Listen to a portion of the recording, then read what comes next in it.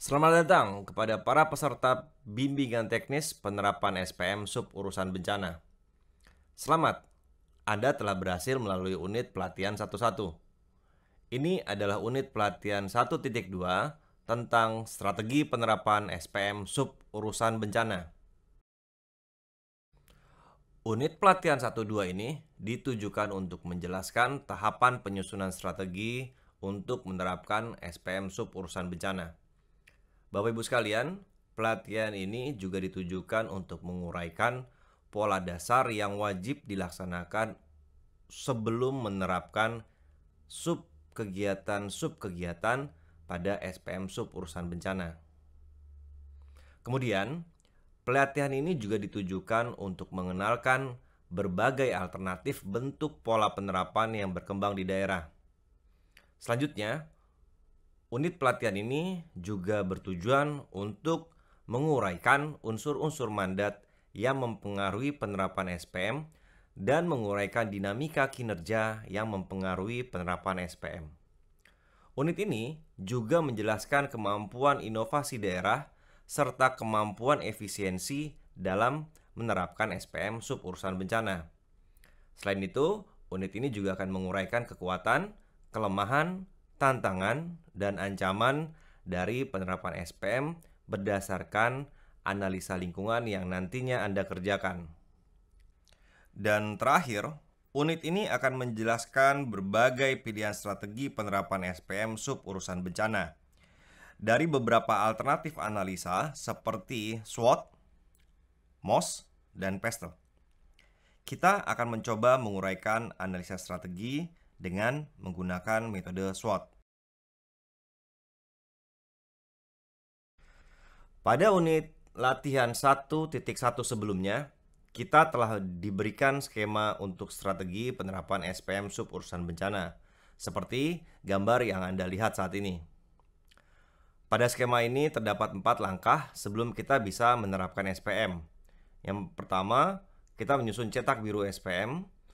Kemudian yang kedua, mengidentifikasi pola apa yang sedang berkembang di daerah kita. Kemudian, mengidentifikasi dan menganalisa lingkungan strategis yang mempengaruhi pelaksanaan SPM sub urusan bencana.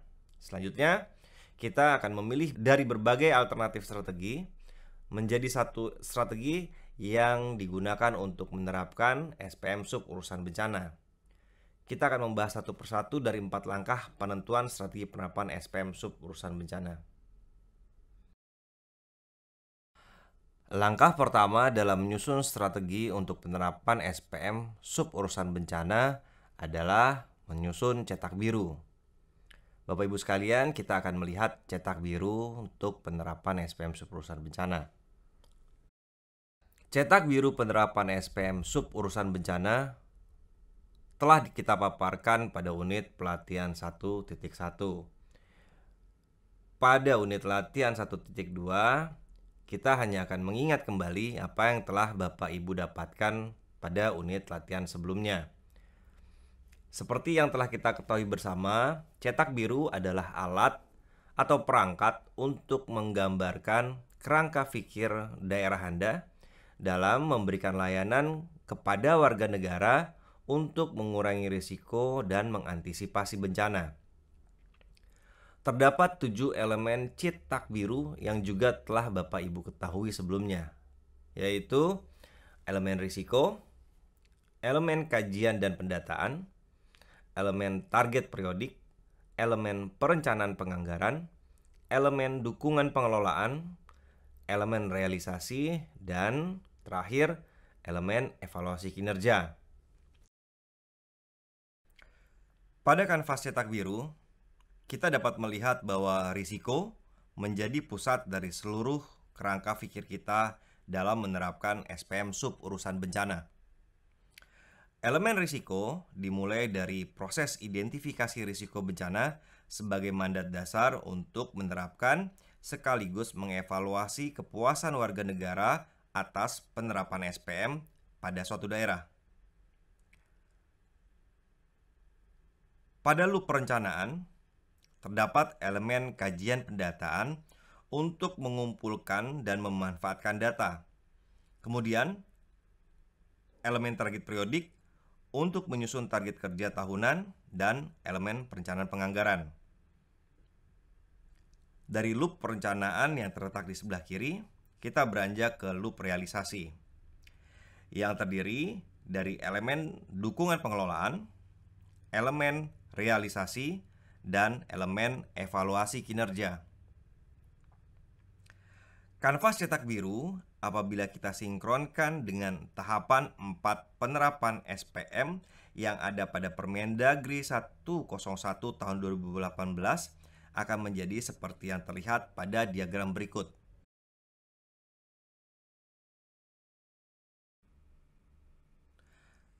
Tahap kedua dalam menyusun strategi penerapan SPM adalah mengidentifikasi pola yang berkembang di daerah kita. Pola adalah konsep untuk menangkap gagasan bentuk atau gagasan model yang memiliki keteraturan dan dapat diperkirakan bentuk lanjutannya dalam suatu desain yang abstrak. Jadi Bapak Ibu sekalian, pada saat Anda melihat suatu desain yang abstrak, biasanya Anda otomatis akan berupaya untuk melihat keteraturan pada bentuk atau gagasan ataupun model yang abstrak tersebut. Konsep untuk menangkap keteraturan dari suatu desain abstrak disebut dengan pola. Mengenali pola akan membantu kita dalam memperkirakan tindak lanjut dalam kondisi yang sangat dinamis. Penting bagi kita untuk mengidentifikasi pola yang sedang berkembang di daerah agar dapat memperkirakan tindak lanjut apa yang dibutuhkan dalam kondisi yang dinamis agar penerapan SPM sub urusan bencana ini tetap dapat dilaksanakan secara optimal. Dalam penerapan SPM sub urusan bencana, terdapat 5 pola yang mungkin terjadi pada suatu daerah. Yang pertama adalah pola dasar. Pola dasar merupakan pola wajib bagi daerah yang harus dipastikan terimplementasi, karena ini adalah kewajiban yang diminta oleh Kementerian Dalam Negeri.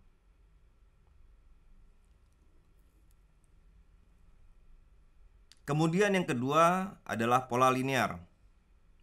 Ketiga, pola pentahapan. Keempat, pola partisipatif. Dan kelima, pola kombinasi. Kelima pola ini disusun berdasarkan 2 variabel, yaitu variabel komitmen daerah dan variabel ketersediaan anggaran. Basis pergerakan dari semua pola adalah pola dasar. Ada atau tidak ada komitmen dan anggaran pemerintah daerah, wajib dilaksanakan pola dasar ini. Kemudian kita bisa lihat, kalau misalnya komitmen daerahnya kuat dan pendanaannya juga kuat untuk penyelenggaraan SPM sub urusan bencana, maka pola yang muncul di daerah adalah pola linear. Bila komitmennya lemah namun pendanaannya kuat, maka pola yang akan berkembang di daerah tersebut adalah pola partisipatif. Bila komitmennya kuat namun kurang didukung oleh kemampuan pendanaan daerah, pola yang akan berkembang pada daerah tersebut adalah pola pentahapan. Dan jika komitmen dan penganggarannya sama-sama lemah, maka pola yang akan terbentuk pada daerah tersebut dalam penerapan SPM sub urusan bencana adalah pola kombinasi. Baik Bapak Ibu sekalian, kita masuk kepada pola dasar. Pola dasar adalah model penerapan sesuai kaidah alur penerapan sub kegiatan yang wajib dilaksanakan oleh daerah pada saat pertama kali menerapkan SPM sub urusan bencana. Jadi, misalnya daerah Anda baru akan mulai melaksanakan SPM sub urusan bencana, maka Anda harus mengacu kepada pelaksanaan pola dasar ini. pun jika misalnya daerah Anda ternyata telah menerapkan SPM sub urusan bencana sebelum aturan SPM ini ditetapkan, maka Anda diharuskan untuk memverifikasi terlebih dahulu apakah pola dasar ini telah terpenuhi atau tidak di daerah Anda. Sub kegiatan SPM sub urusan bencana yang wajib dilaksanakan pada awal penerapan SPM di daerah dan menjadi bagian dari pola dasar adalah: pertama, sub kegiatan penyusunan kajian risiko bencana. Yang kedua, komponen penyediaan dan pemasangan rambu evakuasi dan papan informasi publik pada sub kegiatan komunikasi, informasi, dan edukasi rawan bencana. Yang ketiga, sub kegiatan penyusunan rencana penanggulangan bencana. Yang keempat, komponen pelatihan penanggulangan bencana bagi aparatur pada sub kegiatan pelatihan pencegahan dan mitigasi. Selanjutnya yang kelima adalah komponen pelatihan penanggulangan bencana bagi warga negara pada sub kegiatan pelatihan pencegahan dan mitigasi. Terakhir, sub kegiatan yang menjadi urusan pola pokok adalah seluruh sub kegiatan pada jenis pelayanan penyelamatan dan evakuasi korban bencana dalam bentuk alokasi penganggaran untuk biaya tak terduga atau BTT. Jadi Bapak Ibu sekalian, Anda perlu untuk memastikan terlebih dahulu bahwa daerah Anda telah memenuhi seluruh sub kegiatan dan komponen pada pola dasar ini. Jika belum terpenuhi, maka pemerintah daerah harus terlebih dahulu memenuhi seluruh sub kegiatan pada pola dasar ini. Jika ternyata telah terpenuhi, maka kita dapat melanjutkan dengan melihat pola lain yang dapat menjadi alternatif dalam penerapan SPM sub urusan bencana, agar dapat memprediksi dinamika lingkungan yang berkembang dalam penerapan nantinya, sesuai dengan komitmen dan kemampuan penganggaran yang tersedia di daerah Anda.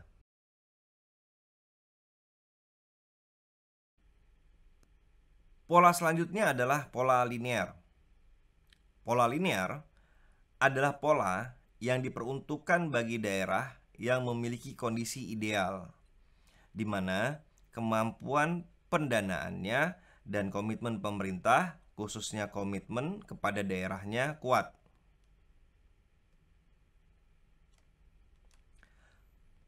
Pelaksanaan SPM dengan pola linear memungkinkan daerah untuk menyelesaikan seluruh target periodik sesuai dengan perencanaan. Sebagai contoh, untuk penerapan pola linear ini dapat kita lihat pada proses transformasi peta sebaran COVID-19 di Provinsi DKI Jakarta. Silakan Bapak Ibu lihat pada model kanvas cetak biru untuk transformasi peta sebaran COVID-19 di DKI Jakarta. Kanvas ini disusun pada bulan April tahun 2020.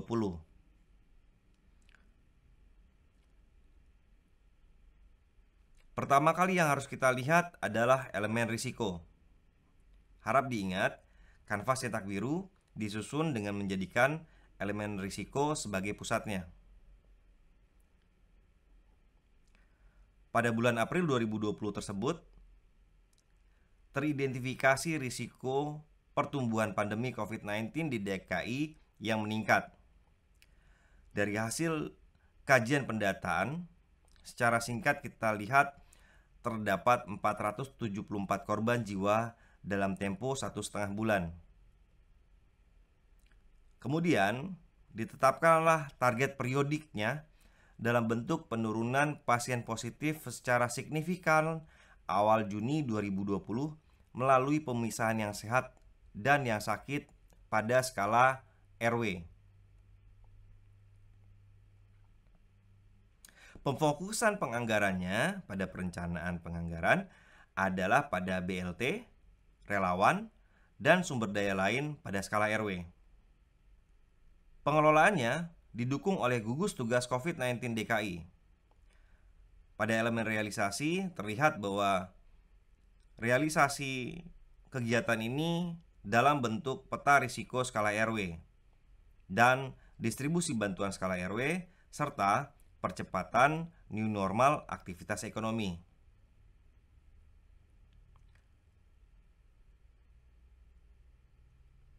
Setelah dilaksanakan, maka pada saat dilaksanakan evaluasi kinerja, upaya ini ternyata telah berhasil menurunkan grafik pasien positif COVID-19 pada Juni tahun 2020.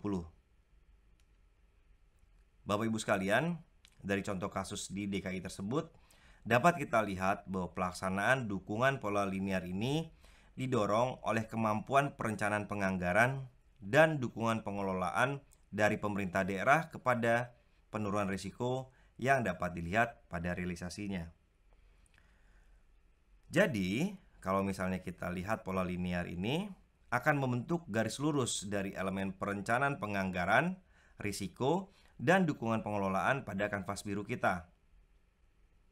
Garis linear ini akan mengarah pada elemen realisasi dari perencanaan yang telah disusun.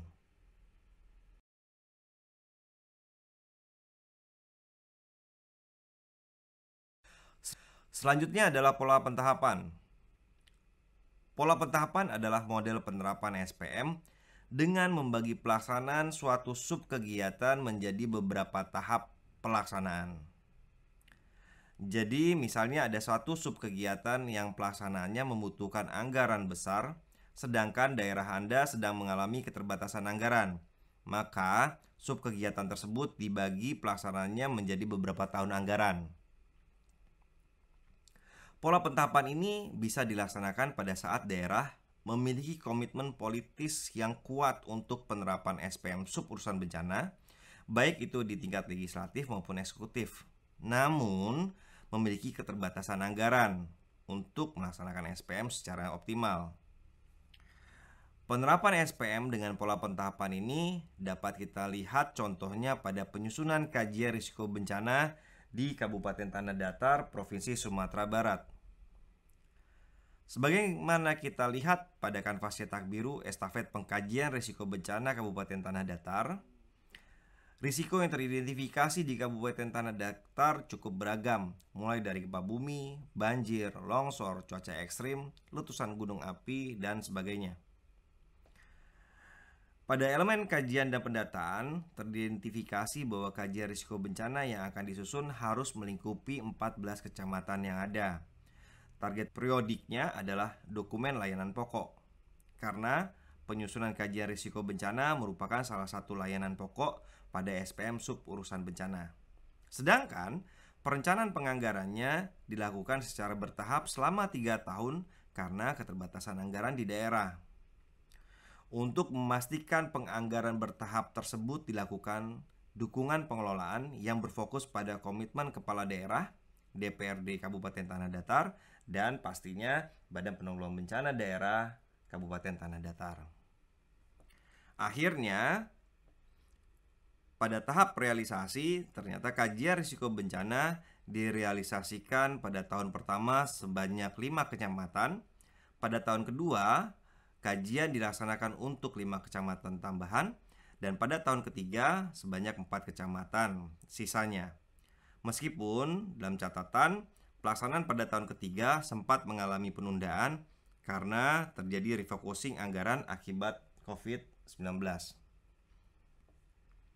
Pada evaluasi kinerja, terlihat bahwa hasil KRB bertahap dijaga kualitasnya dan menjadi alat advokasi ke TAPD dan DPRD. Sehingga untuk tahun penerapan kedua dan ketiga lebih mudah mempertahankan anggaran tersebut tetap ada. Dan dari contoh penerapan di Kabupaten Tanah Datar tersebut dapat kita lihat bahwa pola pentahapan berfokus pada 3 titik elemen, yaitu dukungan pengelolaan sebagai titik awalnya, kemudian evaluasi kinerja yang baik pada setiap tahap pelaksanaannya sebagai alat advokasi dalam mencapai perencanaan penganggaran untuk tahun selanjutnya. Hubungan ketiga elemen tersebut membentuk suatu segitiga siku-siku yang mengarah pada elemen realisasi. Pola selanjutnya adalah pola partisipatif.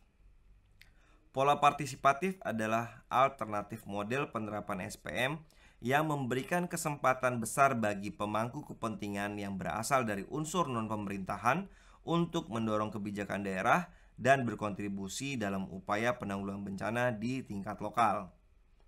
Pola ini diterapkan pada daerah yang memiliki keterbatasan anggaran untuk menerapkan SPM sub urusan bencana. Sementara komitmen politis pemerintah daerah juga masih berjalan kurang maksimal. Bila pemerintah daerah memiliki banyak mitra dari kelompok non-pemerintah, maka pola partisipatif ini dapat dikembangkan. Jadi, jika Anda memiliki keterbatasan anggaran, namun memiliki banyak mitra dari kelompok non-pemerintah yang mau membantu, maka pola ini dapat Anda terapkan di daerah Anda.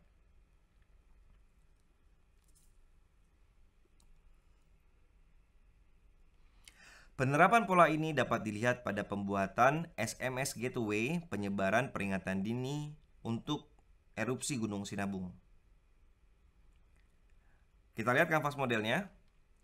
Risiko ancaman pada saat itu adalah erupsi dan banjir lahar dingin dari Gunung Sinabung. Kajian pendataannya adalah terdapat masyarakat di kawasan erupsi dan aliran lahar dingin. Berdasarkan risiko dan kajian pendataan tersebut, ditetapkan bahwa target periodiknya adalah pengendalian operasi dan penyediaan sarana prasarana kesiapsiagaan terhadap bencana. Perencanaan penganggarannya untuk investasi awal baik peralatan maupun pelatihan dilakukan tanpa anggaran daerah.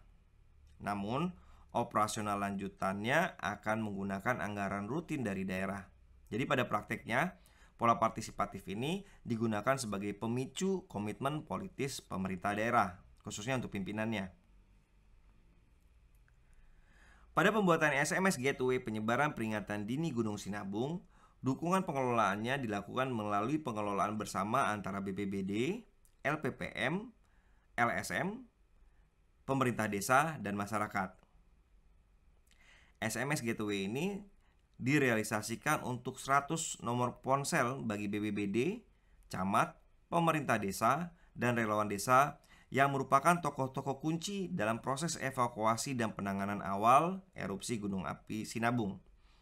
SMS Gateway ini diaktifkan dan dioperasionalkan oleh aparat desa. Pada evaluasi kinerjanya, ternyata SMS Gateway ini telah berhasil menurunkan risiko korban akibat erupsi dan banjir lahar dingin Gunung Sinabung. Jadi, bila Anda perhatikan Bapak Ibu sekalian, pola partisipatif ini bentuk bangunannya adalah kebalikan dari pola pentahapan sebelumnya, meskipun sama-sama berbentuk segitiga siku-siku. Jika pada pola pentahapan, elemen evaluasi kinerja menjadi kunci kesuksesan untuk advokasi penganggaran, maka pada pola partisipatif ini bertitik tolak dari ketersediaan kajian dan pendataan. Jadi, pada saat kajian dan pendataannya kuat, maka Bapak Ibu dapat menghimpun kontribusi dari berbagai mitra non-pemerintah melalui pengelolaan bersama maupun perencanaan penganggaran bersama sehingga kegiatan-kegiatan dapat direalisasikan.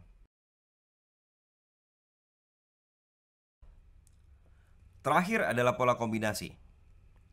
Pola kombinasi adalah alternatif model penerapan SPM dengan kompleksitas dalam penerapan dan pengelolaannya agar mendapatkan hasil maksimal. Pola ini adalah pola dengan kondisi daerah terumit. Jadi, pada saat pola kombinasi ini diterapkan, artinya suatu daerah memiliki keterbatasan anggaran dan komitmen politis daerahnya belum memprioritaskan penerapan SPM sub urusan bencana pada saat itu. Belum memiliki komitmen maksudnya bukan tidak memiliki komitmen sama sekali. Bisa saja pada saat itu pemerintah daerah sedang terarah kepada fokus pembangunan yang lain. Penerapan pola ini dapat dilihat pada penanganan mandiri korban tewas pada gempa bumi Bantul. Pada saat itu, pemerintah sedang berfokus pada penyelamatan korban yang tertimbun, bukan pada penanganan korban tewas. Baik, Bapak Ibu sekalian, kita lihat kanvas cetak birunya. Risikonya adalah gempa bumi Bantul pada tahun 2006. Kemudian, banyak korban tewas tertimpa reruntuhan. Target periodik adalah untuk melaksanakan pencarian, pertolongan, dan evakuasi korban bencana. Untuk perencanaan penganggaran, tidak ada dari anggaran daerah, jadi murni swadaya dari masyarakat.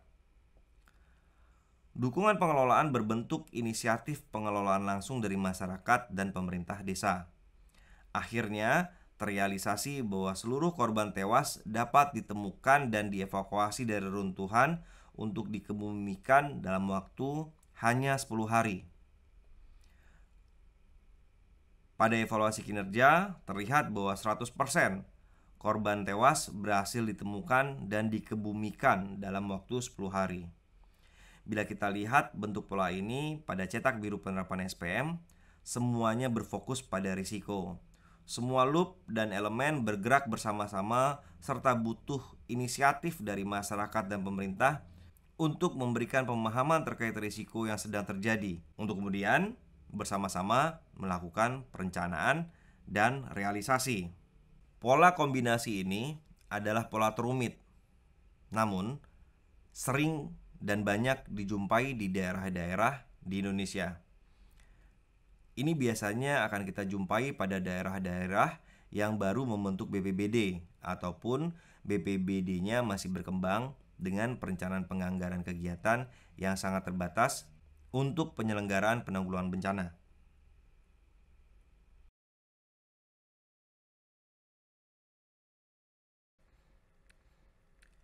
Bapak Ibu sekalian, setelah kita mengidentifikasi pola, selanjutnya kita akan menyusun strategi penerapan SPM sub urusan bencana.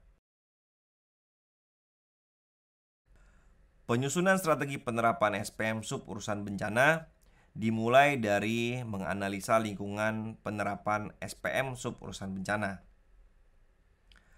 Analisa lingkungan ini dapat kita lihat dalam 4 aspek, yaitu aspek mandat, aspek kinerja, aspek inovasi, dan aspek efisiensi. Keempat aspek ini didesain dan dilaksanakan dalam lingkungan yang spesifik untuk mengembangkan pemahaman tentang kondisi lingkungan secara detail agar Bapak Ibu dapat menghasilkan strategi yang tepat untuk menerapkan SPM sub urusan bencana. Analisa lingkungan secara terus-menerus akan membantu kita dalam memahami perubahan lingkungan sehingga potensi kendala dan ancaman dapat dikenali secara tepat.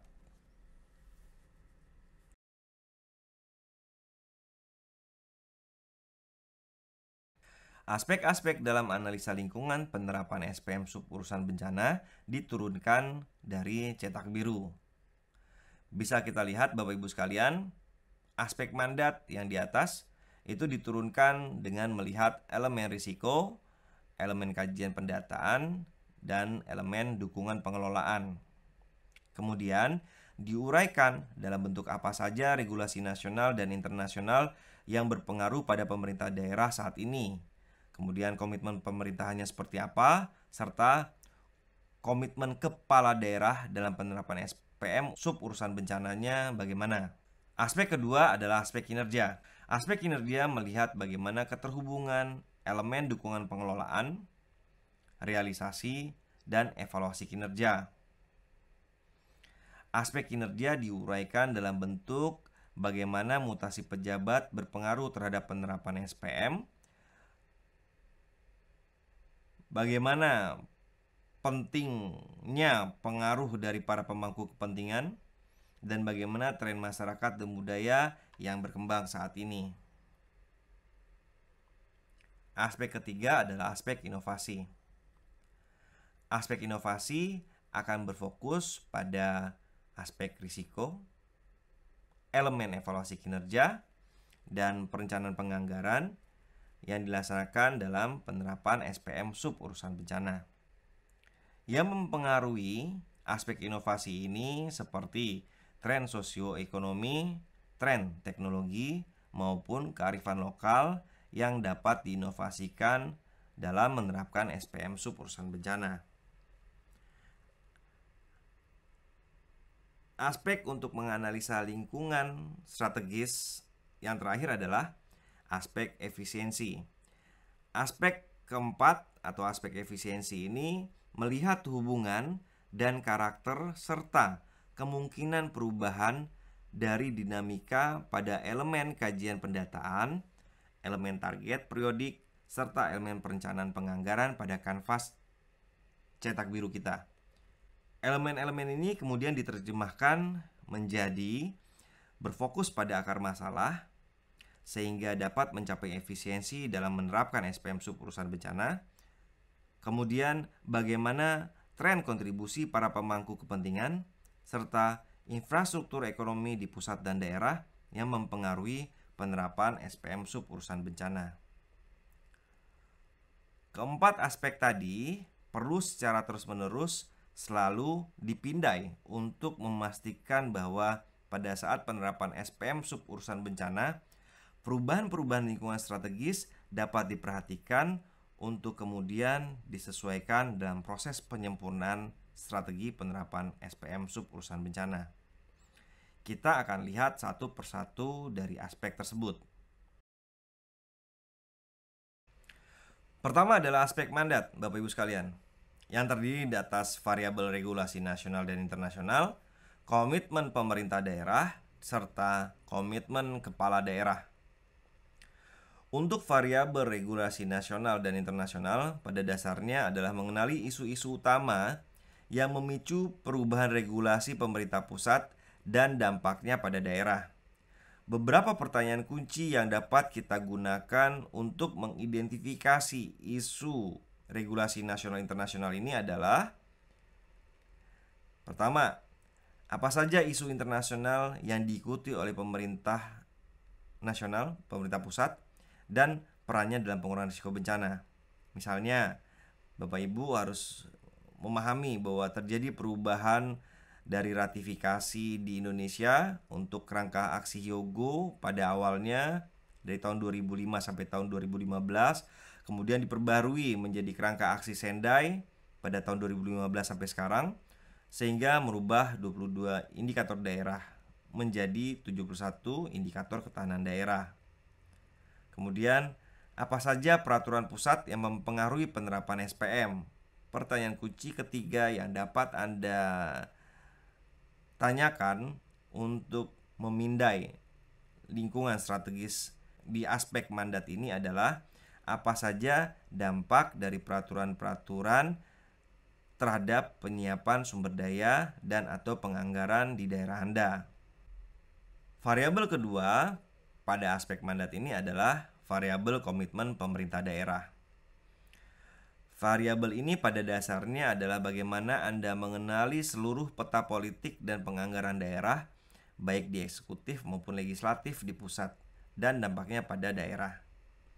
Beberapa pertanyaan kunci yang dapat kita gunakan untuk mengidentifikasi isu ini antara lain adalah: pertama, kelompok manakah yang benar-benar berpengaruh dalam pengalokasian penganggaran di daerah Anda? Yang kedua, apakah yang melatar belakangi kelompok tersebut dalam pengambilan keputusan? Dan pertanyaan lain yang bisa Anda tambahkan pada pertanyaan kunci ini. Variabel selanjutnya adalah variabel komitmen kepala daerah. Variabel ini pada dasarnya adalah bagaimana Anda mengenali seluruh peta politik pemerintah dan dampaknya pada daerah. Bapak Ibu sekalian, aspek selanjutnya adalah aspek kinerja, yang terdiri di atas isu-isu terkait mutasi pejabat, para pemangku kepentingan, serta tren masyarakat dan budaya. Pada variabel mutasi pejabat, kita perlu untuk mengenali isu-isu terkait kinerja yang muncul pada saat pejabat baru menempati posisi kunci. Beberapa pertanyaan kunci yang dapat digunakan untuk mengidentifikasi isu ini antara lain adalah: apa keunggulan pejabat baru dalam menerapkan SPM? Kedua, apa kendala mereka dalam memahami penerapan SPM? Kemudian pada variabel para pemangku kepentingan, kita dapat mengenali secara spesifik siapa saja di dalam ataupun di luar pemerintah daerah yang dapat mempengaruhi capaian kinerja SPM. Beberapa pertanyaan kunci yang dapat Anda gunakan untuk mengidentifikasi isu ini antara lain adalah: pemangku kepentingan mana yang mempengaruhi cetak biru penerapan SPM di daerah Anda? Atau seberapa besar pengaruh mereka? Terakhir, pada variabel tren masyarakat dan budaya, kita akan mengenali tren utama yang berkembang di masyarakat yang dapat mempengaruhi capaian kinerja SPM. Beberapa pertanyaan kunci yang dapat digunakan untuk mengidentifikasi isu ini antara lain adalah: apa saja tren yang sedang berkembang di masyarakat pada daerah Anda? Apakah terdapat pergeseran perilaku masyarakat yang dapat mempengaruhi penerapan SPM? Atau apakah terdapat pergeseran nilai dan etika pada masyarakat yang juga akan mempengaruhi penerapan SPM? Aspek ketiga adalah aspek inovasi. Bapak Ibu sekalian, terdapat 3 variabel kelompok isu pada aspek ini, yaitu tren sosioekonomi, tren teknologi, dan kearifan lokal. Kelompok isu tren sosioekonomi menguraikan tren sosioekonomi utama yang relevan dengan penerapan SPM. Jadi, isu-isu apa saja yang mempengaruhi tren sosioekonomi dapat dimasukkan ke dalam kelompok ini. Anda dapat mengenali tren sosioekonomi dengan memberikan beberapa pertanyaan kunci sebagai berikut. Pertama, bagaimana Anda menggambarkan perspektif masyarakat terhadap risiko bencana? Apakah masyarakat masih abai? Ataukah telah tahu tapi tidak peduli? Atau apakah masyarakat telah paham tentang risiko yang ada? Yang kedua, apakah hubungan reaksi masyarakat di wilayah domestik dan komersil terhadap bencana dan penerapan SPM? Masyarakat di wilayah domestik biasanya Bapak Ibu sekalian berbeda cara melihat bencana dengan masyarakat di daerah komersil. Perbedaan ini juga akan berimbas pada bagaimana mereka merespon pengurangan risiko bencana dan menerapkan SPM sub urusan bencana. Kelompok isu kedua adalah kelompok isu tren teknologi. Kelompok ini dimaksudkan untuk mengenali isu-isu terkait tren teknologi yang dapat mengancam ataupun justru meningkatkan capaian SPM. Beberapa pertanyaan kunci yang dapat kita gunakan untuk mengidentifikasi isu ini adalah: pertama, tren teknologi apa yang saat ini sedang berkembang dan mempengaruhi penerapan SPM? Kemudian, teknologi apa yang menunjukkan peluang penting atau ancaman yang merusak? Yang ketiga, teknologi baru yang mana yang dapat Anda manfaatkan untuk mempercepat capaian kinerja SPM? Itulah beberapa pertanyaan kunci yang dapat Anda gunakan dalam identifikasi isu tren dan teknologi dalam penerapan SPM sub urusan bencana. Kelompok ketiga pada aspek inovasi adalah isu terkait dengan kearifan lokal. Di sini kita perlu untuk mengenali isu-isu kearifan lokal yang dapat digunakan untuk mempercepat realisasi dan atau meningkatkan kinerja capaian SPM. Beberapa pertanyaan kunci yang dapat digunakan untuk mengidentifikasi isu ini antara lain adalah: kearifan lokal apa saja yang berkembang di masyarakat yang dapat kita manfaatkan untuk penerapan SPM sub urusan bencana? Misalnya di Simelu, Aceh, itu terdapat kearifan lokal yang bernama Smong yang disosialisasikan secara turun-temurun sebagai peringatan dini lokal masyarakat untuk bencana tsunami.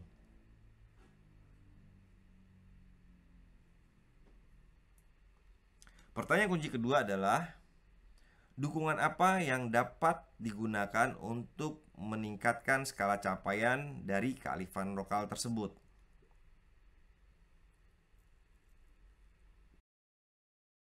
Aspek terakhir adalah aspek efisiensi.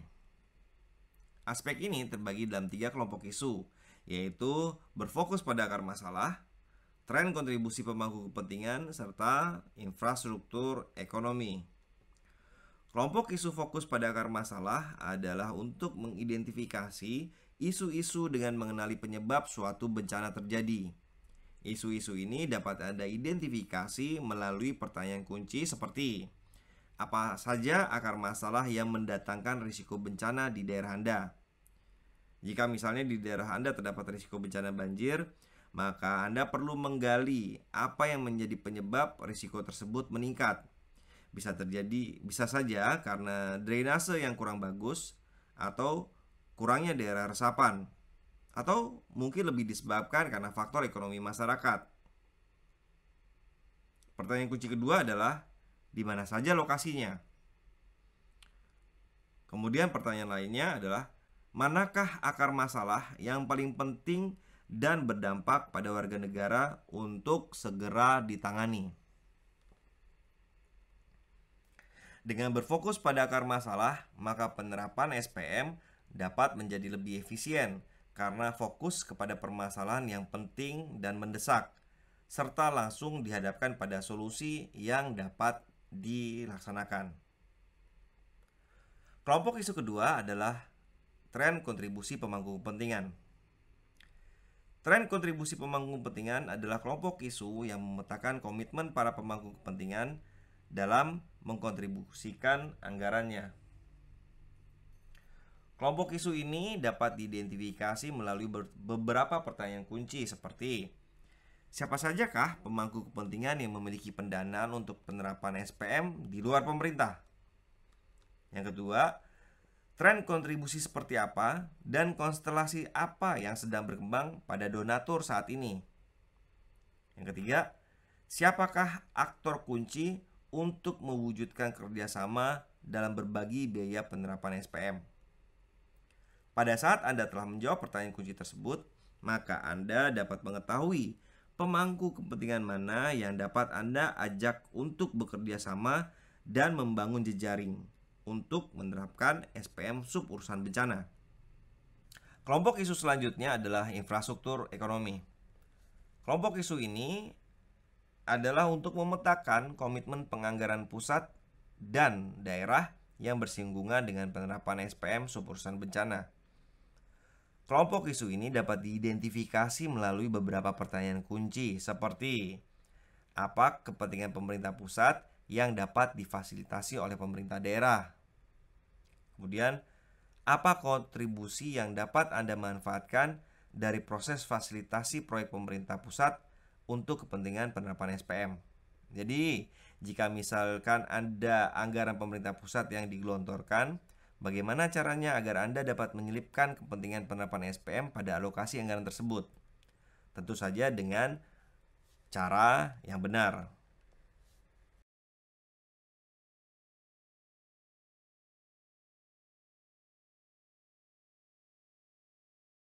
Bapak Ibu sekalian, setelah Anda menganalisis lingkungan strategis, barulah Anda dapat menyusun strategi penerapan SPM sub urusan bencana. Perancangan strategi untuk menerapkan SPM ini tetap mengacu kepada model cetak biru dan pola penerapan yang berkembang di daerah. Penyusunan strategi ini dapat menggunakan salah satu dari berbagai metode analisa seperti analisa SWOT, PESTLE, maupun MOS. Pada unit pelatihan ini, kita hanya akan fokuskan dalam menyusun alternatif strategi dengan menggunakan metode analisa SWOT. Penyusunan strategi berdasarkan analisa SWOT menggunakan perangkat analisa dengan mengelompokkan kondisi lingkungan penerapan SPM dalam 4 kelompok, yaitu kekuatan atau strength disimbolkan dengan huruf S.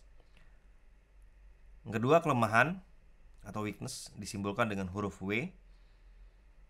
Ketiga, peluang, opportunity disimbolkan dengan huruf O. dan tantangan atau threat disimbolkan dengan huruf T. Simbol-simbol ini kemudian digabungkan dan menjadi singkatan dari metode analisa ini, yaitu metode analisa SWOT. Dari isu-isu yang telah berhasil Anda identifikasi pada analisa kondisi lingkungan strategis sebelumnya, maka Anda dapat mengelompokkan isu-isu yang positif dan isu-isu yang negatif. Isu-isu positif yang telah berhasil Anda identifikasi kemudian dibagi lagi menjadi yang bersifat internal dan isu positif yang bersifat eksternal. Begitu juga dengan isu-isu negatif. Anda bagi juga menjadi isu-isu negatif yang bersifat internal dan isu-isu negatif yang bersifat eksternal. Pengelompokan isu-isu tersebut menjadi kelompok kekuatan bila kondisi isu tersebut berada pada kondisi lingkungan internal yang bersifat positif untuk menerapkan SPM sub urusan bencana.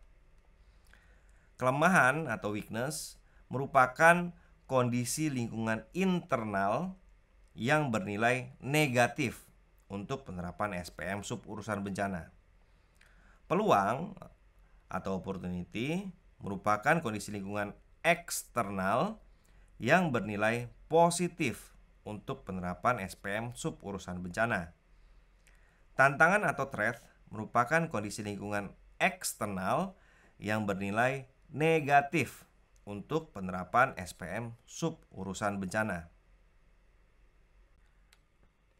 Pada diagram ini Bapak Ibu bisa lebih jelas melihat bahwa kekuatan atau S dan kelemahan atau W merupakan hasil identifikasi dari isu-isu lingkungan internal. S adalah isu yang positif, W adalah isu yang negatif di lingkungan internal. Sementara peluang dan ancaman atau O dan T merupakan hasil identifikasi isu-isu dari lingkungan eksternal. O adalah isu yang bernilai positif, sedangkan T adalah isu eksternal yang bernilai negatif bagi penerapan SPM sub urusan bencana. Untuk memudahkan Anda mengenali mana yang menjadi kekuatan, kelemahan, peluang, maupun ancaman, Anda dapat mengelompokkan isu-isu hasil analisa kondisi lingkungan strategis dengan menggunakan matriks seperti yang terlihat pada slide ini. Dari berbagai isu pada aspek mandat, aspek kinerja, aspek inovasi, dan aspek efisiensi yang telah kita identifikasi sebelumnya, Anda dapat menentukan pengaruh positif atau negatifnya terhadap penerapan SPM sub urusan bencana. Kemudian, untuk tiap-tiap isu, Anda dapat menentukan posisinya, apakah merupakan isu internal ataukah isu eksternal dari lingkungan pemerintah daerah, kabupaten, kota tempat Anda bekerja. Berdasarkan pengaruh dan posisi tersebut, Anda akan dapat menentukan kelompok isu tersebut. Apakah isu tersebut masuk dalam kekuatan, kelemahan, peluang, ataukah ancaman. Sebagai catatan, bila hasil pengelompokan S, W, O, ataupun T terdapat terlalu banyak isu untuk tiap-tiap kelompok, maka Bapak Ibu, saya menyarankan untuk memilih maksimal 3 isu saja yang Anda anggap paling penting dan mendesak untuk tiap-tiap kelompok. Jadi paling banyak ada 3 isu di kelompok kekuatan atau S, 3 isu di kelompok kelemahan atau W, 3 isu di kelompok peluang atau O, dan 3 isu di kelompok ancaman atau T.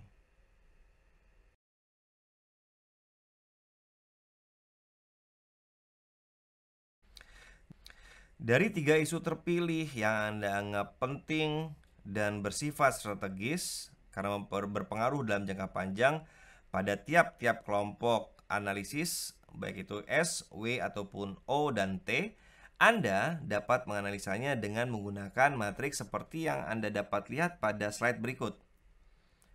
Anda dapat membangun strategi berdasarkan analisis antara kekuatan dengan peluang.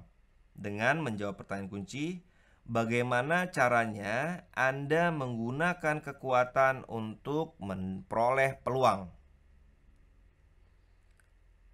Saya ulangi sekali lagi Bapak Ibu sekalian, bagaimana caranya Anda menggunakan kekuatan atau S untuk memperoleh peluang atau O. Jadi, ciri khas strategi adalah kita harus mampu menjawab pertanyaan bagaimana caranya atau how to, bagaimana caranya. Kemudian pada kelompok analisis antara kelemahan dengan peluang, Anda dapat menghasilkan strategi pada kelompok ini dengan menjawab pertanyaan kunci, bagaimana cara Anda mengatasi kelemahan dengan memanfaatkan peluang yang ada. Saya ulangi sekali lagi, bagaimana cara Anda mengatasi kelemahan dengan memanfaatkan peluang yang ada. Kelompok analisis berikutnya adalah analisa antara kekuatan dengan ancaman. Anda dapat menghasilkan strategi dengan menjawab pertanyaan kunci, bagaimana cara Anda menggunakan kekuatan untuk mengantisipasi ancaman dari eksternal yang ada. Saya ulangi, bagaimana cara Anda menggunakan kekuatan untuk mengantisipasi ancaman dari pihak eksternal. Terakhir, kelompok analisis antara ancaman dengan kelemahan. Ini krusial dan biasanya cukup rumit untuk menghasilkan strategi pada kelompok analisis ini.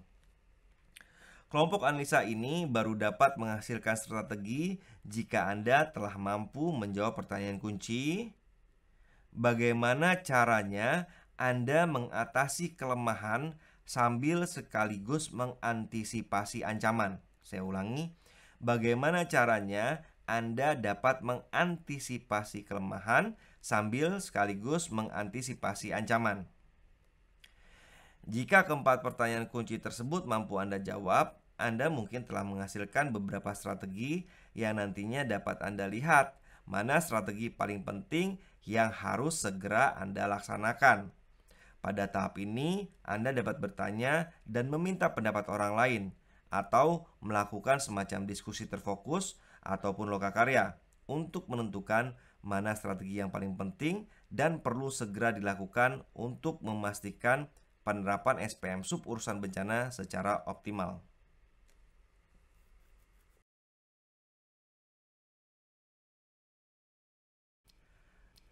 Dari berbagai alternatif strategi pada matrik isian tersebut, pilihlah beberapa strategi yang bersifat strategis, dalam artian menyeluruh dan pengaruhnya berdampak panjang. Pemilihannya bisa Anda lakukan melalui diskusi terfokus atau FGD, atau diskusi publik yang mengundang banyak orang.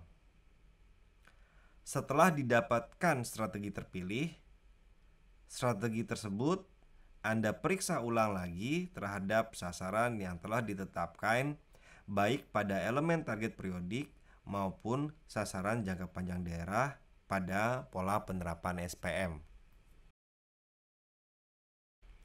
Demikian Bapak Ibu sekalian, kita telah bersama-sama menguraikan bagaimana caranya merumuskan strategi penerapan SPM sub urusan bencana. Mulai dari kita mengidentifikasi dan merancang pelaksanaan dengan menggunakan cetak biru, kemudian mengidentifikasi pola yang berkembang, dan menganalisis lingkungan dalam 4 aspek analisa. Kemudian menurunkan hasil analisa lingkungan menjadi strategi dengan menggunakan metode SWOT. Untuk kemudian kita tetapkan mana saja strategi yang penting dan mendesak serta bersifat menyeluruh dan berpengaruh luas untuk penerapan SPM sub urusan bencana.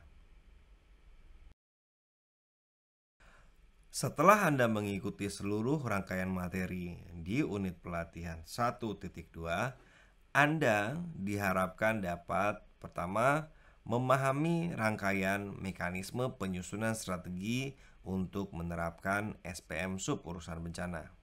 Kemudian, Anda juga diharapkan telah memahami pola dasar yang wajib dilaksanakan, serta pola-pola lainnya yang berkembang di daerah untuk penerapan SPM sub urusan bencana, seperti pola linear, pola pentahapan, pola partisipatif, dan pola kombinasi.